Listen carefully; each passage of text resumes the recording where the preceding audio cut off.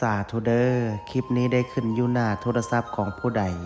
ขอให้พระภูมิเจ้าที่พระแม่ธรณีเจ้าทางจงเปิดประตูเงินแสนอยู่บ้านจงเปิดประตูเงินล้านอยู่เฮือนลูกหลานเฮ็ดหยังจงราบรื่นทุกประการจงอย่าข้องอย่าค่านึกคิดอันใดจงมาคว้าเอาอันใดจงไดพระอินทร์ขอให้มาทรงพระพรหมขอให้มารักษา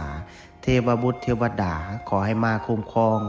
ขอให้สุขกับมั่งขอให้หั่งกับมีขอให้เป็นเศรษฐีหน้าใหม่ขอให้รวยทันใจทุกประการดวงเปิดชีวิตเปิดงานเปิดค้าขายเปิดเงินแสนเงินล้านจงไหลเข้ามามือซ้ายจับเงินตื้อมือขวาจับเงินแสนว่าวไปจงมีคนซอยสู้กูเข้ามาบ่มีวันร่มจมขอให้ฟูขึ้นน้ำเต็มพังมั่งมีคือเศรษฐีทั้งหลายนอนไซนอนจ่ายอูอาอูอังนาโมพุทธายะท่านใดที่ได้ห่วมพิมพ์สาธุกดแชร์ออกไปแล้วขอให้สิ่งที่เว้ามาจงเกิดเป็นจริงสาธุ